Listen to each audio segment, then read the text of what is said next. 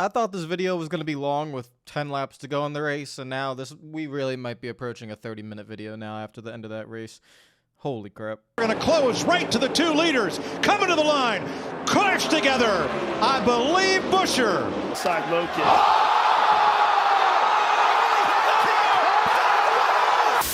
Hopefully you guys are still awake, because that finish should keep you awake. You should be rewatching it for a very long time. Let's just get straight to it. What was it after the Atlanta race, which we saw one of the greatest NASCAR finishes ever? But I said it's probably not the best. I don't think it's definitely not the best in my opinion. It's not going to touch Darlington 2003 for many reasons. You know, the 1v1 battle, the slip and slide in, the beating and banging, all that kind of stuff that makes NASCAR NASCAR. And then we talked about, you know, this car and you know, the recent weeks, and everyone's been complaining about the package and everything and blah blah blah blah blah. I was telling the story to you guys about, you know, what is NASCAR to me, and NASCAR to me is, you know, being able to have that battle, you know, to have two drivers go at it without having to worry about air blocking, which is a term that seems relatively new in NASCAR, but it's just dirty air. We are literally just changing the terminology because of how bad it is now. The one thing this car has always been able to do is it performs on intermediate racetracks, and the best intermediate racetrack that we know is Kansas Motor Speedway. When I had an amazing race on NASCAR 21 Ignition the other day at Kansas, that's when you know Kansas just truly can make miracles happen, okay? It is the greatest racetrack so far in NASCAR. The perfect amount of wear in the racetrack, the perfect racing lines, and the car works perfectly with it.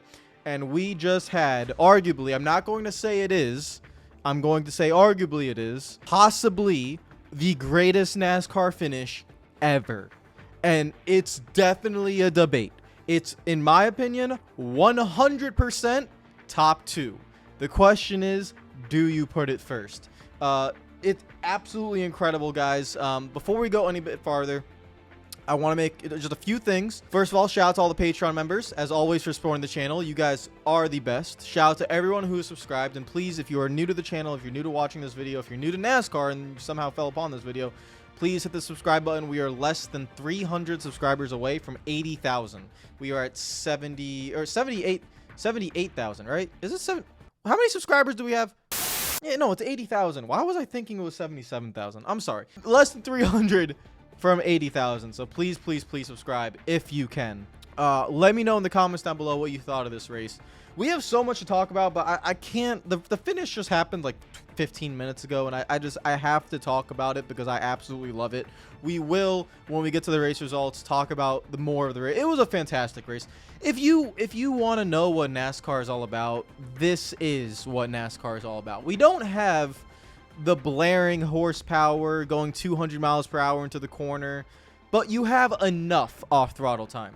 You have about 2 seconds of tire fall off, so there's tire wear. You need to take tires. You can't just run on a set of tires the whole time. So you have tire wear, you have tire fall off, you have off throttle racing, you have multi-groove racing, you have side-by-side racing, you have the ability actually to go, like I was talking about last week, to go that lane, half a lane below the car in front of you, try to get to that rear bumper, try to make up a little bit of time. Everything that makes NASCAR what NASCAR should be at this track with this car, the combination always hits. Every single year, this one hits, even with the Gen 6 car, which struggled at intermediate racetracks. At Kansas, it hit because Kansas Motor Speedway is just a terrific racetrack right now. So if you watch NASCAR this race, watch the replay of it. I'm pretty sure NASCAR will put the full race replay tomorrow on YouTube, tomorrow or Tuesday. Watch it, skip through the commercials, whatever. It is perfection. This is absolute perfection when it comes to NASCAR, and this finish is perfection. It has the aura of Atlanta 2005, Carl Edwards versus Jimmy Johnson. Remember when Carl Edwards goes on the outside lane of Jimmy in 3 and 4? What did Kyle Larson do today? He goes on the outside lane of Chris Buescher in 3 and 4, squeezes in that little gap, doesn't hit the wall, doesn't hit Buescher, is able to come through. They come out of turn 4, and then, you know, you have the nostalgia of 2003 Darlington. So you have 2005 Atlanta, through the backstretch and down through 3 and 4, you could feel Clint Boyer saying, oh, or I think it was Kevin Harvick, one of them saying, Larson's gonna have one more shot. He's gonna get the run coming off the corner. You can feel that the callback to Darrell Waltrip just screaming, oh, he's coming, oh, he's coming. So whether it be for the Carl Edwards one or for the Ricky Craven, Kurt Busch one in Darlington 2003, you come off of turn 4. And then you have the beating and banging of the reminiscent of Darlington 2003. Larson comes off the corner. They know, Buescher's probably going to win because he's in the position to side draft. So Larson turns left. And then one more time, turns left again. Just beating and banging. Not dirty racing. Not wrecking anyone. Just, we're fighting for the win. That's NASCAR. I'm watching it right now on my screen. Turns left once. Turns left again. Like, get the hell out of here. I want to win this race. I'm not going to let you try to win this race. The only thing that would have made it better is if Chris Buescher turned back right and then probably Truex on the outside lane. But I've made it 3 wide for the win. That's the only thing I could think of that made this actually better. If they just started beating and banging on each other with Chase Elliott and Truex fighting right behind trying to get the run. And if it could have been 4 wide to the finish line for all I know. I want to say it, but it has the mix of everything. But I have adrenaline pumped up. I have to let this sit for probably a week, maybe even 2 weeks. Does it really go down as the greatest finish? But factual information, it goes down as the closest finish in NASCAR history. 2003 Darlington, I actually don't remember if it's 2 1,000ths of a second or 2 1,000ths of a second or 1 1,000th of a second. It was 20 years ago, guys, so it's been a while. But the scoring sheet for this finish shows 0.00, so that means it truly is 1 1,000th of a second. So that means this finish was 0.001. That is what this finish was. And I think Darlington was 0.001, but it also could have been 0.002. However, NASCAR is saying that this is the closest finish in NASCAR history, so that is guaranteed. It does beat out 2003 Darlington for that closest finish in NASCAR history. Beats out Talladega as well. 2011 Talladega, all the crazy finishes throughout history. Atlanta just this year as well. This one to me is just so much better than Atlanta as well. Everyone is going crazy about Atlanta. Atlanta is a plate race. Like, that's a plate race, and for plate racing it was great and I really enjoyed it. But this is what NASCAR is to me. Not full throttle racing, not really even plate racing is part of NASCAR, but it's not what NASCAR truly is. This is what NASCAR is. The off-throttle time, the battling for the lead, the final lap, the just solid racing. Again, shout out Chase Elliott and Mark Truex Jr. for the cameo behind them, almost making it a 4-wide finish. The beating and banging, the 1 1,000th of a finish. It's perfection. It's truly perfection. I'm so happy with it, guys. Genuinely, what a race, what a finish.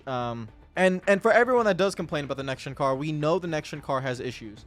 We're not saying it doesn't have issues. This track and this car work really well. If this track was a bottom lane only racetrack, of course it wouldn't work well, because in this car you need to have multiple lanes. You have to. If you don't have multiple lanes in this car, you're gonna suffer from the dirty air. This car has potential, and I feel like, as I've been saying over the recent weeks, I think you shouldn't go overboard with it and say, it's the worst race car ever. Gen 6 was worse. Trust me. We lived through 550 horsepower packages. We lived through Gen 6. It was worse. 2015 was one of the worst NASCAR seasons of my lifetime. You had high horsepower, high downforce, and dirty air up to the gills. It was terrible. Okay, so we've had worse. Don't overreact. Just enjoy this one, man. Just enjoy this one. Absolutely fantastic. I've probably showed it to you guys multiple times already in this video. I have it playing on a loop right now in front of me on Twitter. I have nothing else to say. I would love to be able to tell you guys if this is my favorite finish of all time. I truly don't know. I just know it's top 2. 2003 Darlington and today, 2024 Kansas, between Buescher and Kyle Larson. It's top 2. It's definitely top 2. Those are my 2 favorite finishes in NASCAR history. I think the Edwards Johnson Atlanta 2005 is probably 3rd or something like that. So yeah, it's incredible, absolutely incredible. God, there's so much that happened in this race, guys. Where do we even start? I mean, the amount of different leaders, the amount of different contenders, everything about this track. What, like, when we go to short tracks or something, we hear the complaints, you know, the next gen car is a spec car, right? And that can lead to some issues because no one, you know, it feels like everyone becomes stationary. But at this track, perfect tire wear, perfect tire fall off. Again, you have about 2-second tire fall off during the run. It's just perfect. I mean, you didn't have a dominant car, but you could move through the field. You weren't stuck in certain areas. It's still, of course, it's difficult to pass. Don't get me wrong. It's still difficult to pass, but restarts were fantastic. I mean, let alone Chris Buescher had a incredible 5 wide thread the needle move. And we might forget about that because this might have been the greatest finish in NASCAR history. Like, the amount of moments this race gave was incredible. Kyle Larson, at the beginning of this race, Kyle Larson and Ross Chastain were battling for the lead for, I don't know, it felt like 15 laps. Shout out Fox, by the way, to go in a commercial 5 times in 60 laps at the beginning. Appreciate that, of course. I need a drink of water because I'm so excited right now. Like, holy crap. You had, like I said, the Larson Chastain battles. Denny Hamlin had like the greatest long run car ever. That was such a blessing to see as well. Like, the comers and goers aspect of it, seeing, okay, this guy's car, which is Denny Hamlin, this guy's car is amazing, right? Like, on long runs, we haven't had that in NASCAR in a long time, where like, hey, I have a long run car. Like, I might fall back 3 positions, you know, the first 20 laps, but I got a long run car. So, just fantastic, absolutely fantastic. Could have also won the race. You had this finish might not even have happened. It looked like it was coming to a fuel mileage finish. Martin Truex Jr. was 4 seconds back with like 20 to go. Next thing you know, he is obliterating the lap times because he doesn't need to save fuel. Denny Hamlin, Kyle Larson, Chris Buescher all need to save fuel. They're all scared they're not going to make it to the end of this race because there was a plethora of cautions, with about 80 to go, 75 to go, 70 to go, 65 to go, just caution with some multiple wrecks as well. And it led to the point of Denny Hamlin taking a risk, coming down pit lane, hoping for the caution. It works out. There were some other guys that also did that as well. Todd Gilliland, for example, did that. And it works out for Denny Hamlin. He gets the lead. It works out for Chris Buescher. He's up there as well, but they have to save fuel. Kyle Larson also has to save fuel. Truex is blitzing through the field. Truex gets to like 0.7 of a second with 7 laps to go, and then Kyle Busch spins out and wrecks. Who would have known? Truex probably was going to win that race. It didn't seem like what it looked like. These teams know, like, very, very accurately how much fuel is in these race cars. So Hamlin couldn't push it. He was most likely was going to get passed by Truex, and Truex was going to win in this fantastic fuel mileage race, which we also haven't had for a while, which is fuel mileage races. And that all stopped, and everyone was like, damn, we wanted that. We wanted to see that. And then it delivers one of the greatest finishes in NASCAR history, the closest finish in NASCAR history. This race had everything. It had the cautions breed cautions for the moment of the race. It had the stage wins and the battles for the stage wins. It had fantastic battles, 1v1 battles between Larson and Chastain. It had comers and goers with Denny Hamlin having a long run car, and Larson had this type of car, and Chris Buescher had this type of car, and Ross Chastain had this type of car, and Kyle Busch had this type of car, and pit road mistakes. Denny Hamlin had pit road mistakes. Kyle Larson had pit road mistakes. I mean, it was 10 out of 10. It's a 10 out of 10 race. There's not a single complaint I have about this race, maybe other than Fox's commercials. And that has nothing to do with what actually happened on track. It's a 10 out of 10, guys. Truly. Let me know if you agree. 10 out of 10. One of the most, if not the most perfect NASCAR race you can watch. I don't know. I'd have to rewatch 2003 Darlington, but I guarantee you, I'm pretty sure for the 500 miles of that race, I was not as entertained throughout that entire thing. The finish is, what everyone remembers. I could probably rewatch this race and I would enjoy it, even though I know what the ending is like. Yeah, fantastic, honestly. Let's go to the race results. Just what a crazy race. My God. Kyle Larson, Chris Buescher, Chase Elliott, Martin Truex Jr. Denny Hamlin, Christopher Bell, Alex Bowman, Kyle Busch, Noah Gragson, and Michael McDowell. Shout out Noah Gragson again, top 10. It's doing the Lord's work for SHR. You know, when the caution came out with 7 laps to go, I think everyone knew the right call was right side tires, because you saw Clint Boyer mentioned it. Todd Gilliland had like left side tires that were super old, and he took right side tires only, and he was able to maintain for quite a bit of time early in that restart. You only got to go 2 laps. It's a green-white checkered. So right side tires was the call. Denny Hamlin, who was leading at that moment, takes right side tires. Martin Truex Jr. takes 4, which at the moment we thought was a mistake. But damn, I think Truex would have won that race if coming out of turn 4, coming to the white flag lap, if he was able to clear into 3rd place. He missed it by like half a tenth of a second right there. Half a car length. If he was able to clear coming out of turn 4, coming to the white flag, I think Truex would have won that race. But he wasn't clear. So, you know, Chase Elliott and Denny Hamlin were side drafting him. And so that halted his momentum. He obviously is able to get a great run through 1 and 2 on the final lap, but he's too far behind. And Chase Elliott, again, is running the high line, side drafting him. So it would have been really, you know, Truex, I think it was the wrong call, but he came close. He came within half a car length of truly having a fantastic shot of winning this race. It was very, very close coming to the white flag lap. But, you know, he restarted like 9th or something like that. Everyone else took 2 tires. Denny Hamlin was leading, got taken 3 wide. He admits he probably made a mistake. Should have taken the outside lane because he probably thought Larson was going to take him 3 wide, and that's exactly what Larson did. Chase Elliott, who wasn't really competing for the win all day, but he was there at the end with a 2-tire stop, and I thought for a second, because he looked like he was in a perfect position, almost on the outside of Chris Buescher on the final restart, but Buescher was able to clear him. And then the blocking and the I don't know what else to say, man. It's a 10 out of 10. Maybe it doesn't have to be a 30-minute video. It's a 10 out of 10. It's a 10 out of 10 race. I don't have anything else to say.